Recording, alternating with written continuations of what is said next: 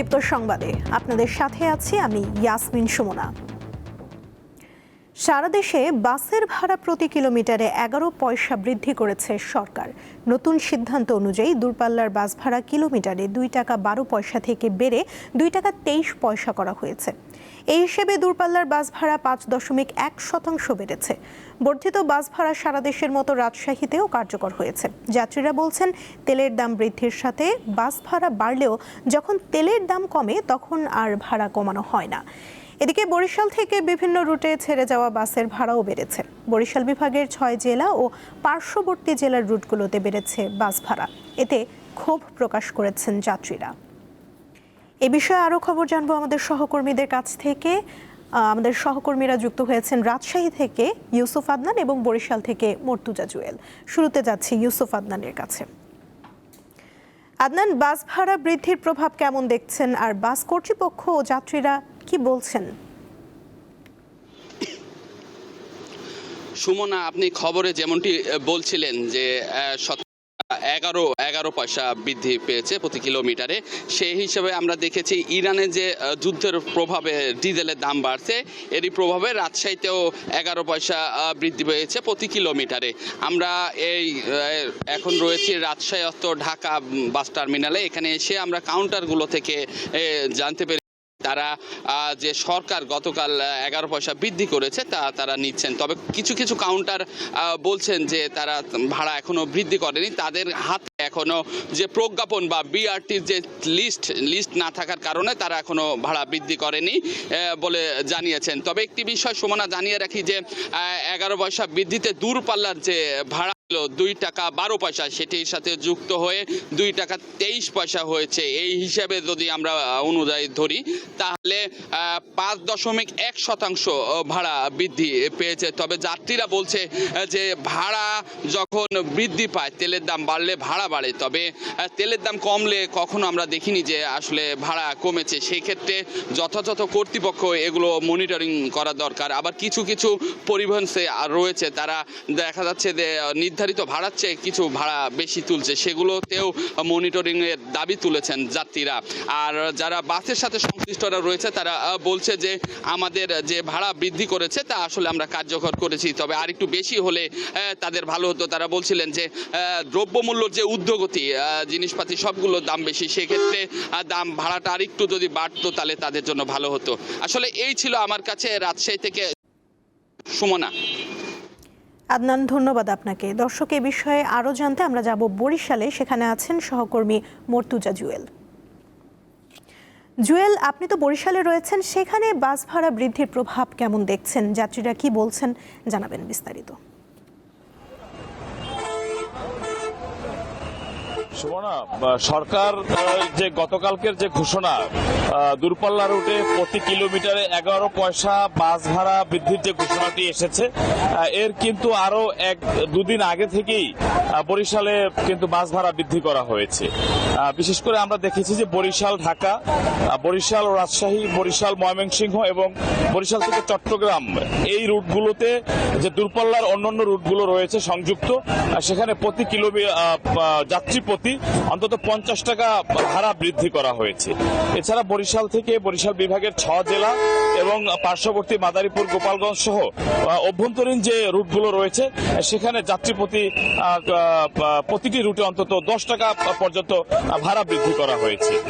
আমরা আজ সকাল থেকে কেন্দ্রীয় নতুল্লাবাদ বাস টার্মিনালে যে চিত্রটি দেখতে পাচ্ছি, যে এখানে যারা কাউন্টারে যারা দায়িত্বে রয়েছেন তারা বলছেন যে সর্বশেষ 2022 সালের আগস্ট মাসে সরকার নির্ধারিত যে ভাড়া নির্ধারণ করা হয়েছিল মহাসড়কে প্রতি কিলোমিটার 2 টাকা 20 পয়সা করে, তারা সেই হারে এতদিন ভাড়া গ্রহণ করেছেন।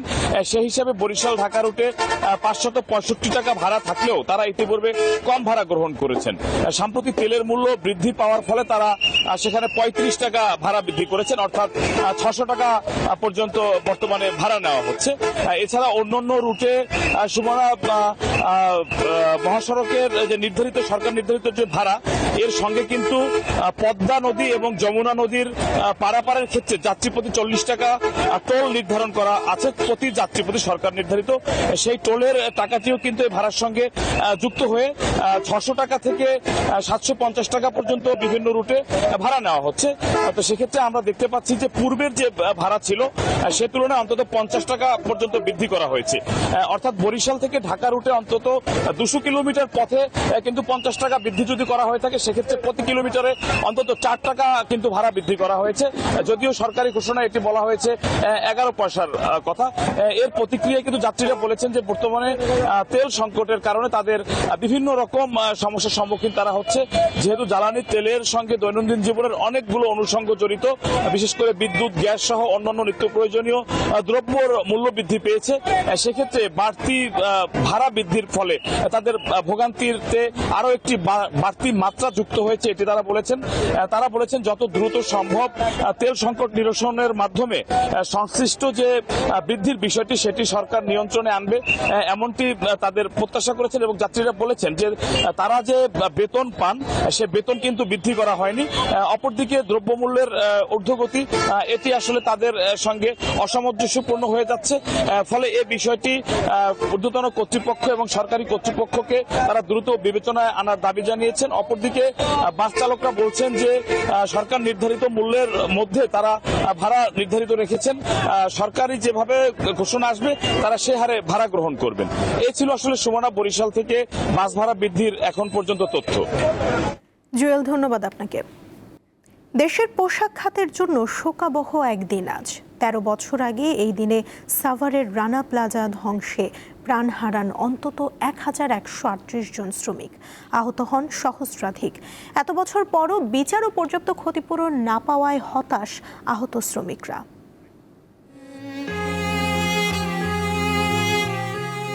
রানা প্লাজার 7ম তলায় নিউ স্টাইল লিমিটেড পোশাক কারখানায় কাজ করতেন মাসুদা বেগম। দুর্ঘটনার দিন ভবনের নিচে চাপা পড়েছিলেন তিনি। এতে তার কোমরের 2টি হাড় ভেঙে যায়। আজও সেই স্মৃতি মনে করে আটকে ওঠেন মাসুদা। মানে একটা ঝাঁকুনি দিছে, মানে একটা শব্দ হয়েছে, মানে যে মাথায় গুড়ি মারলে যেমন হয় ওই রকম। তা আমি কই তাহলে উপর থেকে বিল্ডিং পড়তেছে না নিচ থেকে এরকম তাকাইছি, তা তাকাই আর মাথা নিচে করতে পারিনি। এর আগে আমার আইসে দেয় মাথায় এই জায়গায় ছাদ, আর আমি ওই মেশিনের সুই ধরে বসে পড়ছি। মানে এতটা কষ্ট, এই যে হাড়টা আর এই হাড়টা মনে হয় যে চাপে এরকম অ্যাডজাস্ট হয়ে গেছে। তো অ্যাডজাস্ট হয়ে যাইতে যাইতে আস্তে ওই ছাদেই চাপা হেলাইতেছে, তাই সে মেশিনের উপরে বাজছে। মানে ভাঙতে ভাঙতে মেশিনের উপরে যখন বাজছে তখন আমি ওই রাস্তার ভিতরে একবারে শুয়ে গেছি। কিন্তু আমরা জীবিত আছি, আমাদেরকে এখন কেউ দেখে না। শুধু মাসুদা নন, তার মতো আহত অনেক শ্রমিক জানান রানা প্লাজা ধ্বংসের পর কিছু অনুদান পেয়েছেন, তবে তা পর্যাপ্ত নয়। আমরা কার কাছে যাবো? আমরা ক্ষতিপূরণও পাইলাম না। আমরা চাই আমাদের পুনর্বাসন, সুচিকিৎসা, আমাদের ক্ষতিপূরণ আর রানা সহ বিল্ডিং মালিক সহ বিচার হোক। রানা প্লাজা ট্র্যাজেডির 13 বছরেও বিচার কাজ শেষ হয়নি। হত্যা মামলায় 41 জনের বিরুদ্ধে চার্জশিট দাখিল করা হয়েছিল 2015 সালে, যাদের মধ্যে রানা প্লাজার মালিক সোহেল রানা সহ 38 জন আসামি হিসাবে অভিযুক্ত। বেশিরভাগ আসামি জামিনে থাকলেও সোহেল রানা এখন কারাগারে। 1134 জন শ্রমিককে হত্যা করা হয় এবং সরকারি হিসাব মোতাবেকই 2438 জন শ্রমিক যারা পঙ্গুত্ব বরণ করে। আমরা দেখছি যে আপনারা জানেন যে এবার 13 বছর উদযাপিত হচ্ছে।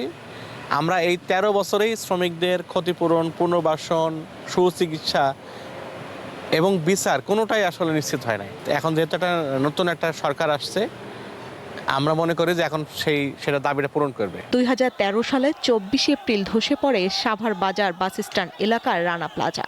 ভয়াবহ সেই দুর্ঘটনায় প্রাণ হারিয়েছিলেন অন্তত 1138 জন, আহত হন সহস্রাধিক। স্বস্তিকা সিংহ, দীপ্ত, বার্তাকক্ষ। এ বিষয়ে আরও খবর জানাতে সাভার থেকে যুক্ত আছেন সহকর্মী এম এ হালিম। কথা বলবো তার সঙ্গে। হালিম, রানা প্লাজার দুর্ঘটনাস্থলে সকাল থেকে কি আনুষ্ঠানিকতা রয়েছে আর ক্ষতিগ্রস্ত শ্রমিকরা কি বলছেন, বিস্তারিত জানাবেন। সুমনা, সকাল থেকে কিন্তু আমরা দেখতে পেয়েছি এই রানা প্লাজার সামনে কিন্তু যারা এখানে শ্রমিকরা রয়েছে এবং বিভিন্ন শ্রমিক সংগঠন রয়েছে তারা কিন্তু এখানে শ্রদ্ধা নিবেদন করতে আসছেন। এবং আপনি জানেন যে আজকে রানা প্লাজা 13 বছর পেরিয়ে 14 বছরে পড়লো, তো সেই 14 বছর উপলক্ষে এখনো দেখতে পাচ্ছেন যে বিভিন্ন শ্রমিক সংগঠন এবং যারা এই আহত এবং নিহতদের স্বজনরা রয়েছে তারা কিন্তু এখানে শ্রদ্ধা নিবেদন করতে আসছেন। এখনো কিন্তু সিঁড়ি চলমান রয়েছেন এবং এই মুহূর্তে যেটি আপনি দেখতে পাচ্ছেন যেটি বাংলাদেশ গার্মেন্টস শ্রমিক সংহতি এবং সেছাড়া আরও যারা সংগঠন রয়েছে তারা কিন্তু শ্রদ্ধা নিবেদন করছে। আপনাকে কিছু তথ্য জানিয়ে রাখি, ঘটনায় কিন্তু 20টি মামলা হয়েছে, তার মধ্যে প্রধানত 3টি মামলা, যেটি প্রধান মামলা সেটি হচ্ছে একটি হত্যা মামলা, একটি যেটি হচ্ছে ইমারত নির্মাণে অনিয়ম এবং আরেকটি হচ্ছে যেটি আপনার দুদক থেকে একটি মামলা করেছিলেন। তো এই 3টি মামলার মধ্যে যেটি এখনও কিন্তু আমরা দেখতে পাই যে মামলাগুলো শেষ হয়নি এবং কিছু কিছু মামলা এখানে সাক্ষ্য গ্রহণ করা হয়েছে এবং অধিকাংশ বাকি রয়েছে সাক্ষ্য। এবং এছাড়া যেটি ইমারত নির্মাণ বা অন্যান্য মামলা কিছু সেখানেও কিন্তু আমরা দেখতে পেয়েছি হাইকোর্টের নির্দেশনা থাকার কারণে কিন্তু কার্যক্রম বন্ধ রয়েছে। সব মিলিয়ে এই রানা প্লাজায় যারা আহত শ্রমিক রয়েছেন তারা যেমনটি বলছেন যে তারা এই ক্ষতিপূরণ সহ তারা যেটি পুনর্বাসন সেই দাবিগুলো করে আসছেন। তো সেই উপলক্ষে আজকে এই 13 থেকে পেরিয়ে 14 বছরে কিন্তু রানা প্লাজার যে এই বিচার কার্যক্রম সেটি সম্পন্ন না হয় শ্রমিকরা কিন্তু হতাশা প্রকাশ করেছেন এবং সেই সাথে আজকে তারা দাবি করেছেন যেটি নতুন সরকার, সেই সরকারের কাছে তারা যেটি নির্বাচিত সরকার সেই সরকারের যাতে এই রানা প্লাজা যাতে বিচার কার্যক্রম যেটি খুব তাড়াতাড়ি সম্পন্ন করা হয়। সব মিলিয়ে এই ছিল আমার থেকে রানা প্লাজার সর্বশেষ। সমানা সাভার থেকে জানাচ্ছিলেন সহকর্মী এম এ হালিম। বর্ষা মৌসুম এলেই সারা দেশে বজ্রপাতের আতঙ্ক দেখা দেয়। প্রাকৃতিক এই দুর্যোগে হতাহতের সংখ্যাও কম নয়। সবচেয়ে বেশি বজ্রপাতের শিকার হন কৃষকরা। সরকার বজ্র রোধে ব্যবস্থা নিলেও তা পর্যাপ্ত না হওয়ায় কাজে আসছে না। তাই বজ্র নিরোধক বৃদ্ধির সাথে ফাঁকা স্থানে কংক্রিটের ছাউনি তৈরির পরামর্শ বিশেষজ্ঞদের। ভৌগোলিক অবস্থান এবং প্রাকৃতিক কারণে বিশ্বের অন্যতম দুর্যোগ প্রবণ বাংলাদেশ। দুর্যোগ ব্যবস্থাপনা অধিদপ্তরের তথ্যমতে দেশে নথিভুক্ত জাতীয় প্রাকৃতিক দুর্যোগ 13টি। এর মধ্যে গত 10 বছরের বজ্রপাতে প্রাণহানির সংখ্যা সবচেয়ে বেশি। গত 10 বছরে মোট 3485 জন মানুষ বজ্রপাতে মারা গেছেন, যার মধ্যে 75%ই কর্মরত কৃষক। বিশেষজ্ঞদের মতে হিমালয়ের শীতল ও শুষ্ক আর দক্ষিণের আর্দ্র বাতাসের মিলনস্থল হওয়ায় হাওড় অঞ্চলে বজ্রপাত বেশি হয়। সেটা হচ্ছে উত্তর পূর্ব অঞ্চল, সিলেট, হাওড় অঞ্চল এবং উত্তরবঙ্গে সবচেয়ে বেশি হয়। ইতিমধ্যেই বিভিন্ন সংস্থা এটি গবেষণা করেছে। ইতিমধ্যে নাসা একটা গবেষণা করেছে যে বজ্রপাতের দিক দিয়ে বাংলাদেশ হচ্ছে 17তম। তাছাড়া ভাইসালা একটা কোম্পানি তারা প্রায় 500টা বজ্রপাতে হটস্পট এলাকা আইডেন্টিফাই করেছে। এর ভিতরে বাংলাদেশের 3টা জায়গায় তারা পেয়েছে। একটা হচ্ছে বাজিতপুর, আর শেরপুর, জামালপুরের শেরপুরের একটা প্লেস, আর একটা হচ্ছে সাদাতপুর, সিরাজগঞ্জ সাদাতপুর এই রিজন। গত 18 এপ্রিল একই দিনে দেশের 6 জেলায় 13 জনের মৃত্যু হয় বজ্রপাতে। আহত হওয়ার সংখ্যাও কম নয়। ঘূর্ণিঝড় দেখিয়া আমরা নৌকার মাঝে কোনো জায়গা নাই গিয়া, আশেপাশে কোনো জায়গা নাই গিয়া, 2-3 কিলোমিটার দূরে জায়গা যাইতে যাইতে অনেক দেরি হয়। যাওয়ার সময় পাইছি না, ওই ক্ষেতের মাঝখানে নৌকার মাধ্যমে আমরা উঠিয়া বসে রয়েছি। সারা শব্দ কেউ নৌকা থেকে নদীর জমিনে পড়ে গেছে, কেউ নৌকায় বয়ে রয়েছে। এই আমার এক বাইশটা তার 16 টাটা পড়ছে, আছে হাসপাতাল গেছি, যাই দিই দম নাই। বজ্রপাত রোধে দুর্যোগ ব্যবস্থাপনা অধিদপ্তরের কি উদ্যোগ নেওয়া প্রয়োজন তা জানালেন জাতিসংঘের দুর্যোগ ঝুঁকি হ্রাস নিয়ে কাজ করা এই বিশেষজ্ঞ। বজ্রপাতে যাতে মৃত্যুর হার কমে, সাধারণ মানুষ সেফ থাকে, প্রতিনিয়ত এটা নিয়ে রিসার্চ করছে এবং প্রতিনিয়ত বিভিন্ন ধরনের কার্যক্রম, আমি একটু আগে বলেছি বজ্র নিরোধক দণ্ড কার্যক্রম চলমান রয়েছে বা বিভিন্ন ধরনের বৃক্ষরোপণ কর্মসূচি রয়েছে। আমাদের যে বিভিন্ন প্রকল্প রয়েছে কাবিখাটিয়ার সহ বিভিন্ন প্রকল্পের মাধ্যমে বৃক্ষরোপণটাকে বাড়ানোর চেষ্টা করা হচ্ছে। বিশেষ করে আপনার এই যে হাওড় অঞ্চলে যে জেলাগুলো একটু আগে বলেছি, যেমন কিশোরগঞ্জ, সুনামগঞ্জ, নেত্রকোনা, এই ধরনের যে এলাকাগুলো রয়েছে ওইগুলোতে আমরা বৃক্ষরোপণের উপর একটু বেশি জোর দিচ্ছি। দুর্যোগ ব্যবস্থাপনা অধিদপ্তরের বজ্র নিরোধক স্থাপন করা এলাকাতেও কমানো যাচ্ছে না বজ্রপাতে মৃত্যু। আলোয়ান খান, দীপ্ত সংবাদ, ঢাকা। হরমুজ প্রণালীর জটিলতা এড়াতে এবার বিকল্প রুটে দেশে আসছে জ্বালানিবাহী জাহাজ নিনেমিয়া। 1 লাখ টন অপরিশোধিত তেল নিয়ে মে মাসের প্রথম সপ্তাহেই জাহাজটি চট্টগ্রাম বন্দরে পৌঁছাতে পারে বলে জানিয়েছে শিপিং কর্পোরেশন। এর মাধ্যমে ইস্টার্ন রিফাইনারির সংকট দূর হবে বলে আশা করছে কর্তৃপক্ষ। ক্রুড অয়েলের অভাবে গত 14 এপ্রিল থেকে চট্টগ্রামের ইস্টার্ন রিফাইনারির পরিশোধন কার্যক্রম বন্ধ রয়েছে। এই অবস্থায় হরমুজ প্রণালীর জটিলতা এড়াতে বিকল্প পথে সৌদি আরবের ইয়ানবু বন্দর থেকে চট্টগ্রামে আসছে 1 লাখ টন অপরিশোধিত তেল। শিপিং কর্পোরেশন জানিয়েছে মে মাসের প্রথম সপ্তাহে চট্টগ্রাম বন্দরে নোঙর করবে জাহাজটি। এর মাধ্যমে ইস্টার্ন রিফাইনারির সংকট দূর হবে। যখন আউটব্রেক হলো তখন আমাদের একটা sheep Nordic Pollux already Saudi আরবের রাজধানী থেকে তেল নিয়ে জাস্ট আসার জন্য উপক্রম ছিল। তখন আউটব্রেক হওয়ার জন্য হরমুজ বন্ধ হয়ে গেলো, আমরা আনতে পারিনি। এখন পর্যন্ত ভেসেলটা আমরা রাজধানীর ওপিএলই আছে। আমরা আশা করছি মে মাসের 6 তারিখ সকালবেলা AM-এ কুতুবদিতে এসে পৌঁছাবে। তারপর আমরা দ্রুত আমাদের লাইটারিং জাহাজ রেডি থাকবে, আনলোড করে আমরা ইস্টার্ন রিফাইনারিতে দিয়ে দেবো। বিশেষজ্ঞরা বলছেন, লোহিত সাগরের এই বিকল্প রুট ব্যবহার সরকারের একটি সমোপযোগী সিদ্ধান্ত, যা আমদানির ঝুঁকি অনেকটাই কমিয়ে দেবে। এই সময়ের মধ্যে যে অকটেন, ডিজেল, পেট্রোল বা এই জাতীয় প্রোডাক্ট যেগুলো বর্তমানে আমাদের সবচেয়ে চিন্তায় ফেলেছে, এই প্রোডাক্টগুলো এই 3 সপ্তাহে যতক্ষণ প্রোডাকশন দিতে পারবে না, এইটুকুন প্রোডাক্ট বেশি দামে আমাদেরকে ফিনিশ প্রোডাক্ট হিসেবে আমাদেরকে আনতে হবে। তো রিফাইনারি থেকে যে প্রোডাকশন হয় সেটার যে প্রসেসিং কস্ট, বাইরে থেকে ফিনিশ প্রোডাক্ট আনলে সেটা কস্ট বেশি পড়ে। তো এই পরিমাণ যে অতিরিক্ত খরচ হবে সেটা আমাদের ক্ষতি হবে। তবে আমাদের ডাইভার্সিফাইড ক্রুড যাতে আমরা প্রসেস করতে পারি, সেই জন্য আরও বেশি ক্যাপাসিটিতে ইস্টার্ন রিফাইনারি ERL2 বলে আরেকটা প্রজেক্ট হওয়ার কথা ছিল আজকে 10-12 বছর আগে থেকে, যেটা এখনো হয়নি।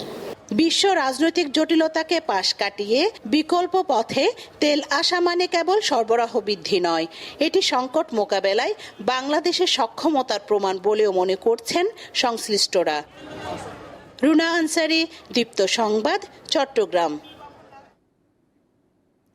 দিনাজপুরের বিভিন্ন এলাকায় জ্বালানি সংকটের প্রভাব পড়েছে লিচু বাগানে। সময় মতো ওয়াটার ও কীটনাশক স্প্রে করতে না পারায় ফলন বিপর্যয়ের আশঙ্কা করছেন বাগানীরা।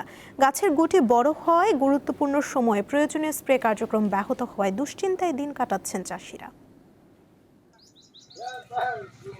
দিনাজপুর লিচুর জন্য বিখ্যাত, আর 1 মাস পরেই লিচু বাজারজাত করবে চাষিরা। দিনাজপুরের যে মাসিমপুরের সবচেয়ে বেশি লিচু হয়, এই এলাকার চাষিরা এখন তাদের লিচু বাগানে পরিচর্যায় ব্যস্ত সময় পার করছে।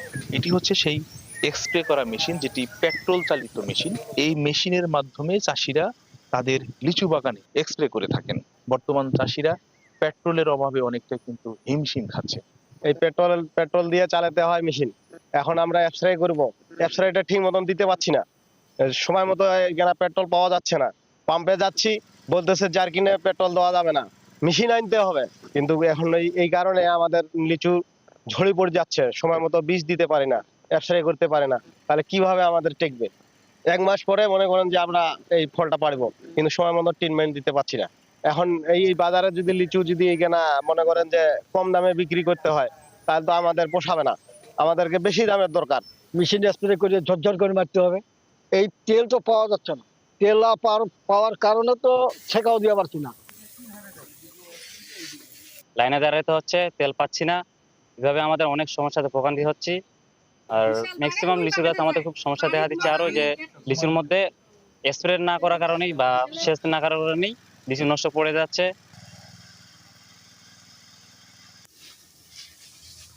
কিন্তু পেট্রোল না পাওয়ার কারণে অনেকে কিন্তু পায়ে মেশিন চালিয়ে সেই এক্সপ্রে কাজটি করে যাচ্ছে। পায়ে চালিত মেশিন দিয়ে লিচু স্প্রে করা, পরিচর্যা করার সমস্যা হচ্ছে। সব কিছু মিলে বাজারে একটু প্রভাব পড়বে সাধারণভাবে। তেল পাওয়া যাচ্ছে না, তার কারণে আমাদেরকে এটা দিয়ে স্প্রে করতে হবে। না করলে মনে করেন লিচুর পোকা ধরবে, পড়ে যাবে, মানে ক্ষতি হয়ে যাবে। আমরা কাজটা করতেছি। 4 ঘন্টা পর দাঁড়াই থাকার পর পেট্রোল পাচ্ছি মাত্র 300 টাকা। 300 টাকার পেট্রোল দিয়ে আমাদের ছিটানো হচ্ছে না।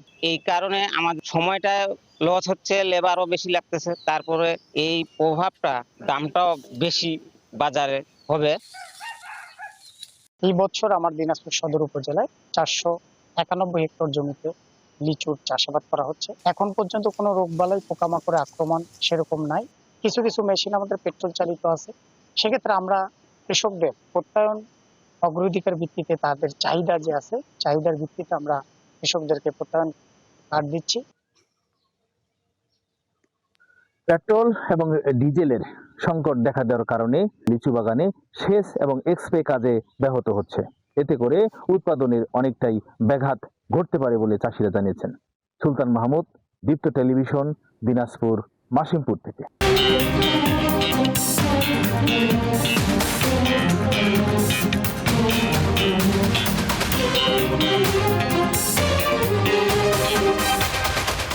শেষ হলো MNR গ্রুপ তৃতীয় পুরুষ ও দ্বিতীয় মহিলা club cup sepak takraw championship.